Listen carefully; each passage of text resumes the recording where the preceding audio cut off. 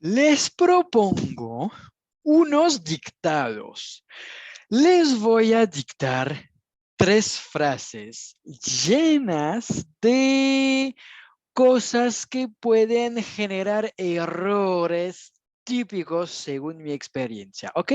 Entonces te voy a dictar, escríbelo en tu cuaderno, tu celular, donde sea, y al final de cada frase te indico la corrección y los errores típicos que podrías haber hecho y los explico.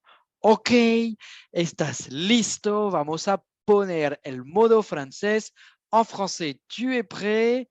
C'est parti, écoute. Les petits enfants, les petits enfants jouent dans les petites maisons. Jouent dans les petites maisons. Je répète, les petits-enfants jouent dans les petites maisons. OK? Si tu as besoin d'écouter plus, tu peux faire pause et retourner en arrière. Maintenant, on fait la correction. Alors, regarde à l'écrit ce que j'ai dit. Les petits enfants jouent dans les petites maisons. OK. Les petits enfants jouent dans les petites maisons. Quelles sont les erreurs typiques? Les, peut-être que tu n'as pas distingué le son et, ou que tu penses que ce mot, on le prononce les, mais non. Si je dis les, ça veut dire que oui, il y a un S. Sinon, je dis le. OK, ça c'est le, ça c'est les. Et ça veut dire que c'est pluriel. Donc, si c'est pluriel, j'ajoute un S. OK? Une autre erreur typique, c'est d'écrire le pluriel comme ça. Parce qu'en espagnol, on doit mettre un E avec le S du pluriel pour un mot qui se finit avec une consonne. En français, non. On ne prononce pas le S du pluriel, donc le E n'est pas nécessaire. OK? Le pluriel d'un mot qui se finit par une consonne, c'est seulement avec un S en plus qui est décoratif qu'on ne prononce pas. Et la même ici, OK? Pas de E. Ce n'est pas nécessaire en français. Le E représente le féminin. C'est pour ça que ici, il y a un E, parce que maison, c'est féminin. Donc là, oui, j'ai ajouté un E, mais seulement parce que c'est féminin, pas à cause du pluriel, OK? Et donc, j'ai dit petite, petite, OK? Ici, c'est petit, ici, c'est petite. Grâce au E, grâce au féminin. Le pluriel, rien à voir, d'accord? Dernière chose compliquée, la fameuse terminaison ENT du pluriel. OK, rappelle-toi que la troisième personne du pluriel en français doit s'écrire avec un ENT au présent. Et on ne le prononce pas, mais on l'écrit. Je dis joue, joue, j'arrête la prononciation ici. Joue. OK? C'est clair? Bien. On continue? Allez, c'est parti. On continue. Ils sont français. Ils sont français et vous êtes allemande. Et vous êtes allemande. Ils sont français et vous êtes allemande. C'est parti, on corrige. Si tu as besoin d'écouter plus, reviens en arrière. Nous, on part pour la correction. C'est parti. OK. Ils sont français et vous êtes allemande. Ils sont français et vous êtes allemande. OK. Ici, l'erreur typique, c'est ici de nouveau, peut-être que tu as écrit le pluriel comme ça. Et pourquoi c'est une erreur? On l'a dit tout à l'heure avec petit et petite. Pourquoi?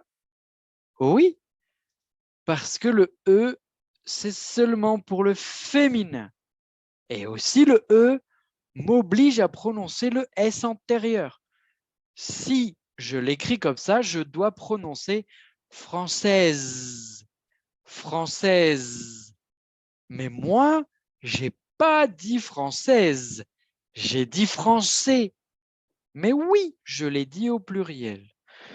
Mais je répète, le E en français, c'est pour le féminin et il nous indique de prononcer la consonne. Moi, je ne l'ai pas prononcé, donc on n'ajoute pas de E. Le pluriel en français, normalement, c'est seulement un S en plus. Mais si le mot a déjà un S au singulier, alors il ne change pas au pluriel. C'est la raison pour laquelle je l'ai simplement écrit comme ça. Pas de double S pour avoir un S pluriel, pas de ES si c'est masculin, non, non, non. OK? Bien. Ici, il y a un E, mais parce que j'ai prononcé allemande.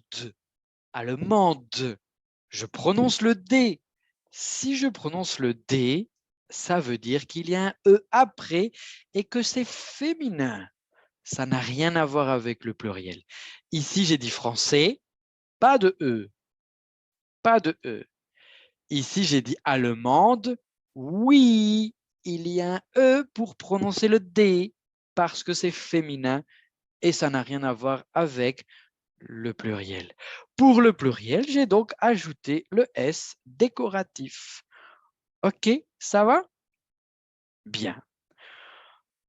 On continue? On fait la dernière? Bien. C'est parti. On y va. La semaine dernière, la semaine dernière, ils ont fait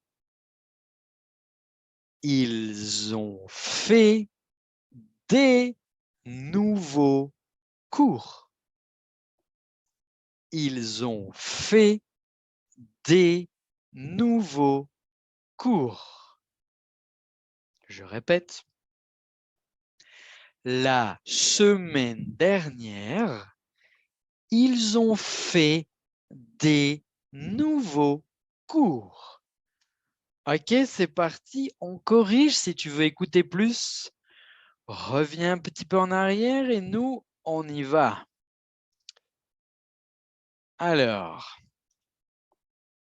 la semaine dernière, ils ont fait des nouveaux nouveaux cours. Voilà. La semaine dernière, ils ont fait des nouveaux cours. Où sont les erreurs potentielles ici? Là, toujours la même règle. Si je dis dernière, si je prononce le R, alors ça veut dire qu'il y a un E après le R pour m'indiquer de le prononcer. Comme pour allemande, comme pour petite. Même si c'est singulier, je répète, ça n'a rien à voir. Donc, si toi, tu as écrit ce mot, c'est une erreur. Ce mot-là, je le prononce dernier. Terminaison ER finale, c'est E. Si on prononce le R, ça veut dire qu'il y a un E en plus qui m'indique de prononcer le R. Dernière. C'est donc comme ça, ok? Ils ont fait, ici je fais une liaison, c'est le son de l'abeille qui vole. Ils ont fait. Ne confonds pas avec ils sont. Ça se prononce de manière plus forte, ok? Ça, c'est S normal. Ils sont. Ils ont. Ils sont. Ok? Moi, j'ai dit ils ont fait. Des. Ok? N'écris pas de. Ça, on le prononce de. Pour le prononcer des, je dois impérativement ajouter le S. Des nouveaux cours. Cours. Cours au singulier, ça s'écrit comme ça se finit avec un S, comme pour le mot français. Il ne change pas au pluriel. De nouveau, si tu as fait la même erreur et que tu as écrit course, alors là, je dois prononcer course parce qu'il y a un E qui m'indique de prononcer le S. Mais moi, j'ai dit cours. Si je dis cours, ça veut dire que la consonne finale ne se prononce pas.